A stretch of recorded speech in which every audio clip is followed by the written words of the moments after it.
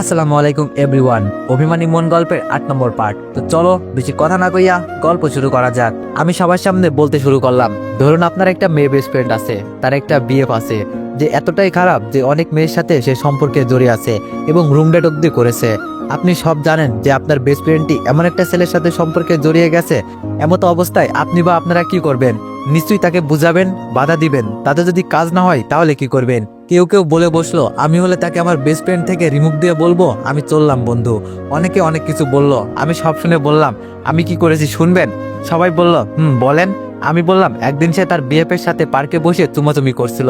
আমি তা দেখে রাগের বসে গিয়ে দুইটা চর মেরে বসি এবং সেও আমাকে চর মেরেছিল। কিন্তু এই চর মারাই সে সীমাবদ্ধ থাকেনি, এমন কিছু করেছে তা হয়তো একজন বেস্ট ফ্রেন্ড হয়ে, একজন মেয়ে হয়ে অন্য একটা মেয়ের যে এতটা সর্বনাশ কেউ করতে পারে আপনারা ভাবতেও পারবেন না। সবাই বলল কি করেছে আমরা শুনতে চাই। আমি বললাম আচ্ছা তাইলে শোনেন।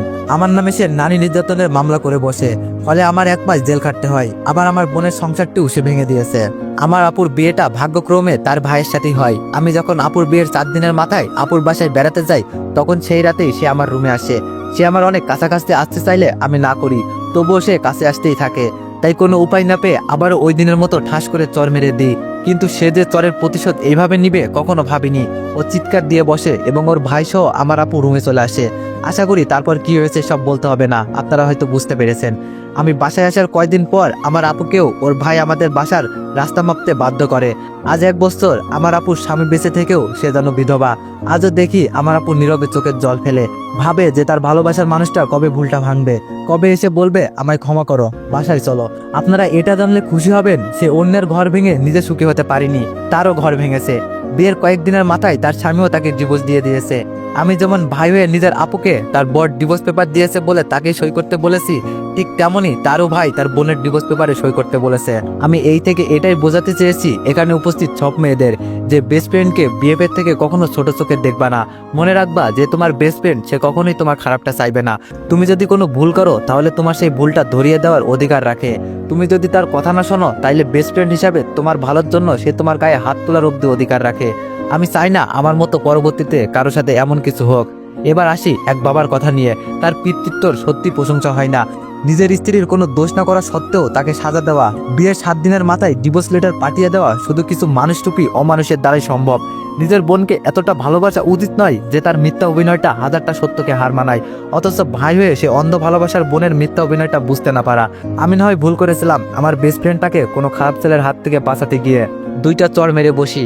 সেই সাজা তো আমি 1 মাস জেল কেটে পেয়েছি, কিন্তু তারপরও আমার সাজা কেন এই 1 বছরের ছোট্ট নিষ্পাপ বাচ্চাটা পেল? পেয়েই যাচ্ছে। আপনারা বলতে পারবেন কি, ও যখন আরেকটু বড় হয়ে ওর আম্মুকে বলবে আমার আব্বু কোথায়, ওনার নাম কি, তখন তার মা কি বলবে তাকে বলতে পারেন? আর আমি মামা আমায় যখন এসে বলবে মামা আমার আব্বু কোথায়, তখন আমি বা কি বলবো? বলবো কি তোমার বাবা পুলিশ অফিসার, যে তোমার শুধু জন্মদাতা আর কিছুই নাই। তুমি যখন জন্ম নিয়েছিলে তখন সবটা জেনেও তোমায় দেখতে আসিনি। তখন যদি সে উঠে বলে বসে মামা তুমি না হয় ভুল করেছো আর আম্মু তোমার পক্ষ নিয়ে ভুল করেছে, কিন্তু আমি কি করেছি যে আমি সাজা পাচ্ছি, বলতে পারেন তখন মামা হয়ে আমি কি উত্তর দিব? কথাগুলো বলছিলাম আর মাসুদ ভাইয়ের দিকে তাকাচ্ছিলাম। উনি অধীর আগ্রহে আমার কথাগুলো শুনে যাচ্ছিল। তো এভরিওয়ান, যারা যারা এখনো আমার ফেসবুক পেজটি ফলো করেননি তাড়াতাড়ি গিয়ে ফলো করে দিয়ে আসেন। ফেসবুক পেজের নাম ভয়েস অফ দীপা অফিসিয়াল। আপনারা জানেন কি ওই বাবা আপনাদের মাঝেই উপস্থিত রয়েছে, যে কিনা বিনা দোষে তার ভালোবাসার মানুষটিকে ত্যাগ করেছিল, নিজের সন্তানকে ত্যাগ করেছে। আমি নাম না বললেও অনেকে হয়তো বুঝে গেল কে হতে পারে। তবু অনেকে বলল ওনার নামটি বলুন একবার, ওনার মুখে থুতু মারবো আর ওনার বোনের গলায় জুতোর মালা পরাবো। আমি হাতের আঙ্গুলটা তুললাম, তুলে ওই নিষ্ঠুর বাবাকে দেখাতে গিয়েও হাতের আঙ্গুলটা নামিয়ে নিলাম।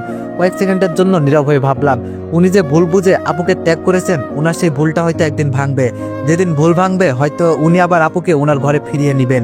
কিন্তু আজকে যদি আমি এইভাবে সবার সামনে ওনার নামটা বলে দিই, তাহলে হয়তো সেদিন ভুল ভাঙলেও উনি আর আপুকে মেনে নেবেন না। ভুল ভেঙে আপুকে আবার ফিরিয়ে নেওয়ার যে সম্ভাবনা রয়েছে তা হয়তো আর থাকবে না। তাই হাতের আঙ্গুলটা নামিয়ে নিয়ে বললাম, আমি আর চুপ থাকবো না, এবার আমিও আইনি ব্যবস্থা নিব। আমার ভাগ্নেকে ও সব অধিকার হয় ফিরিয়ে দিব, নয়তো ওর বাবাকে উচিত শিক্ষা দিব। তারপর থেকেই আমার ভাগ্নে ওর বাবাকে জানতে চাইলে ও জানবে ওর বাবা মৃত। যাই হোক, এবার মূল কথায় আসি। আমি কখনো ভাবি নাই যে এমন একটা মহৎ উদ্দেশ্য পরিচালিত ক্লাবটিতে আমি দাওয়াত পাবো, কিছুটা সাহায্য করে এর অংশ হতে পারবো। আপনারা যত দ্রুত সম্ভব ক্লাবটি প্রতিষ্ঠা করে ফেলুন। ক্লাবের সকল দরকার ও সাহায্য সহযোগিতায় আমায় পাবেন। ইনশাল্লাহ সবার আগে আমি আমার হাতটা বাড়িয়ে দিব। আমার কথা শুনে সবাই হাততালি দিয়ে উঠলো। আর এই অনুষ্ঠানে আমাকে আমন্ত্রণ করায় প্রিন্সিপাল স্যারকে আন্তরিকভাবে জানাচ্ছি ধন্যবাদ। এই বলে আমি আমার বক্তব্য শেষ করছি। সবাই ভালো থাকবেন, সুস্থ থাকবেন, আর কাছের মানুষগুলোকে ভালো রাখবেন। আল্লাহ হাফেজ। স্টেজ হতে নেমে গেলাম। এক স্যার এসে বলল, চলুন আপনার জন্য হালকা কিছু নাস্তা ব্যবস্থা করেছি। ওনার সাথে অফিসের 2 তলায় গেলাম। নাস্তা শেষ করে স্যারদের সাথে কথা বলার মাঝে ড্রাইভারকে ফোন করে গাড়ি নিয়ে আসতে বললাম। 2 জন ম্যাম এসে আমার ভাগ্নেকে কোলে নিয়ে বলতে লাগলো, কি কিউট, অনেক মিষ্টি হাসি, এমন মুখের দিকে তাকিয়ে যে মনটা ভরে যায়। ওনারা আমার ভাগ্নেকে বেশ আদর করলেন। ড্রাইভার গাড়ি নিয়ে আসলে স্যারদের বিদায় জানিয়ে সালাম দিয়ে গাড়িতে এসে বসলাম। ড্রাইভারকে যেতে বললাম। কলেজ গেট হতে বের হয়ে একটু দূরে এসে দূর থেকে দেখছি অনুষ ওর কিছু বান্ধবীরা একসাথে যাচ্ছে। ড্রাইভারকে বললাম, শোনো, ওই সামনের মেয়েগুলোর কাছাকাছি গিয়ে গাড়ি বন্ধ করে দিবা এবং আমি বলা মাত্রই কড়া কয়েকটা হর্ন বাজিয়ে বসবা। ড্রাইভার বলল, আচ্ছা স্যার। আমার কথা মতো ড্রাইভার গাড়ি বন্ধ করে দিল, কিন্তু রানিং গাড়ি শব্দ ছাড়া ওদের কাছাকাছি পৌঁছাতেই আমার কথায় ড্রাইভার বসিয়ে দিল কড়া হর্ন। সব কয়টা দেখি এক লাফ মেরে ভয়ে রাস্তার পাশে নেমে গিয়েছে। অনু বলল, এই কানা ড্রাইভার, চোখে দেখেন না নাকি, ফাজিল কোথাকার। আমি ড্রাইভারকে বললাম, কিছু বলো না, ওরা বাইরে থেকে আমাদেরকে দেখছে না, ওরা কি করে তাই দেখবো, ব্রেক করে বসে থাকো। অনু উঠে এসে গাড়ির জানালার হাত দিয়ে ঠকঠক করতে লাগলো। আমি জানালার কাছ নামিয়ে মুখটা বার করাই ও আমার মুখটা দেখে কিছুটা শক্কে দূরে সরে গেল। ড্রাইভারকে বললাম, চলো এবার। এখন হয়তো ওর বান্ধবীরা এসে অনুকে বলবে, কে রে ছিল ফাজিল লোকটি, ওনাকে দেখেই তুই দূরে সরে আসলি যে। অনু হয়তো কিছু বলবে না, কেননা ও হয়তো আমার নামটি মুখেই নিতে চাইবে না। বাসায় চলে আসলাম। আপু এসে বলল, এই মামা ভাগ্নে, কোথায় বের হয়েছিলি? খোকার বুঝি খিদে পাইনি? সে কখন খেয়েছে? দে খোকাকে আমায় দে, যা ফ্রেশ হয়ে খাবি আয়। আমি বললাম, আপু আমি না খাই, খিদে পাইনি বলে রুমে চলে আসলাম। একটু শুয়ে ভাবছি, আজ তো মাসুদ ভাইয়া সব সত্যিটা জেনে গিয়েছে। আমি ওই দিন বললেও উনি হয়তো বিশ্বাস করেনি, আজকে উনি বিশ্বাস করবেন না? বাসায় গিয়ে কি মিতুকে আজ প্রশ্ন করবেন না? সব সত্যি কি উনি জানতে চাইবেন না? জানি না কি হবে, জানি না ভাগ্যে কি লেখা রয়েছে। তবে এবার যদি উনি চুপ থাকেন এবং মিতুর কাছে যদি উনি কিছু না জানতে চান, তাহলে এবার আমি মিতুকের মুখ দিয়ে সব সত্যি বলতে বাধ্য করব। শুধু সময়ের অপেক্ষা।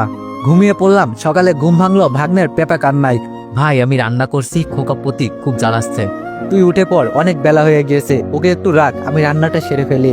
ভাগ্নেকে আপু রেখে চলে যেতেই ওর সব কান্না শেষ। আমি এখনো উঠি নাই, ও পাশে বসে থেকেই খেলা করছে। এবার আমার কান ধরে আমার পিচ্চি ভাগ্নেটা টানা শুরু করে দিল। না উঠে আর পারলাম না।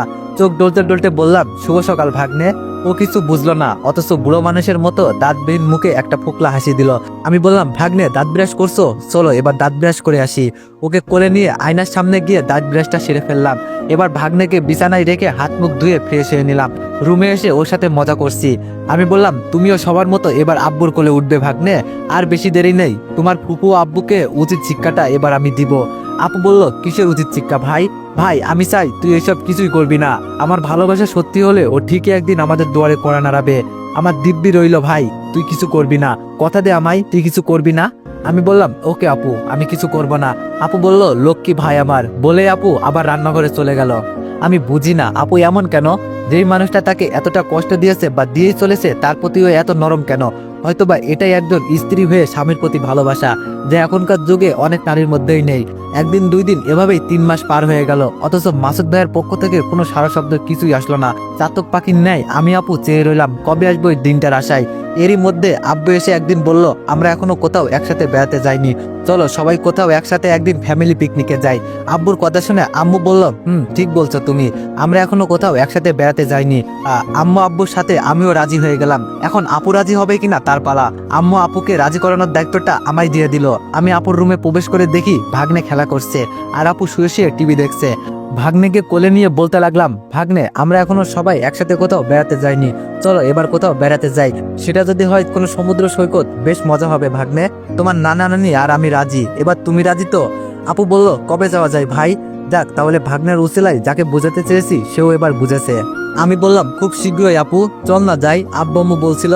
আপু বলল, আচ্ছা যাবো আমি, তুই সবটা আয়োজন সেরে ফেল। আমি বললাম, থ্যাংক ইউ আপু, অনেক খুশি হয়েছি। আমি সব আয়োজন সেরে ফেললাম এবং পরের দিনই আমরা এক সমুদ্র সৈকতে বেড়ানোর উদ্দেশ্যে পাড়ি জমালাম। ঠিক হলো আমরা 3 দিনের ট্যুর দিব। সেই মোতাবেক আমি একটা হোটেলে 3 দিন থাকার উদ্দেশ্যে ল্যাপটপে রুম বুকিং দিলাম। হোটেলে পৌঁছাতে আমাদের রাত হয়ে গেল।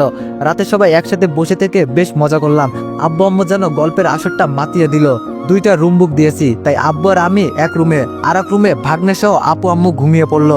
ঘুমানোর আগে আবু সবাইকে বলে দিয়েছিল আমরা সবাই যেন সকাল সকাল ঘুম থেকে উঠে পড়ি, কেননা সমুদ্র সৈকতে সকালে সূর্য উদয় দৃশ্যটা নাকি বেশ সুন্দর লাগে।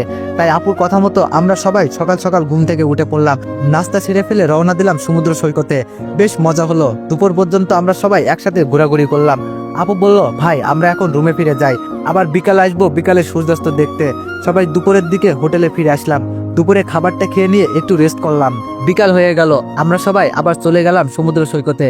আমি ভাগ্নেকে কিছু খেলনার জিনিসপত্র কিনে দিব বলে ভাগ্নেকে নিয়ে এক দোকানে গেলাম। দোকানে গিয়ে কিছু খেলনা কিনে দিয়ে চলে আসতে গিয়ে পাশে একটু চোখ দিতেই মনে হলো অনু ও মিতুর মতো দুইজন কেউ। কি ব্যাপার, এখানে অনু ও মিতু কোথা থেকে আসলো? ভালো করে দেখি সত্যি ওরা দুইজন। আসলে আমি পাগল, না হলে এটা ভাবি নাকি? না আসার কি আছে, হয়তো আমাদের মতো ওরাও এখানে ঘুরতে এসেছে। যাই হোক, চলে আসলাম ভাগ্নেও আমি সূর্যাস্ত দেখতে। সূর্যাস্ত না দেখে আমি ভাগ্নেকে আপুর কোলে দিয়ে অনু ও মিতুর খোঁজে চলে আসলাম। ওদের খোঁজ করার উদ্দেশ্যটা হলো ওদের সাথে মাসুদ ভাইয়া এসেছে কিনা তার জন্য। এত মানুষের ভিড়ে খুঁজে পেতে বেশ কষ্ট হলো, ওদের তিনজনকে খুঁজে পেলাম। সম্ভবত রাতের খাবারটা খেতেই ওরা হোটেলে প্রবেশ করেছে বলেই মনে হলো। তাই আমি আর এক মুহূর্ত দেরি না করে তাড়াতাড়ি এসে আব্বু আপু আম্মুকে নিয়ে খাবারের জন্য ওই হোটেলে যাওয়ার উদ্দেশ্যে যেতে লাগলাম।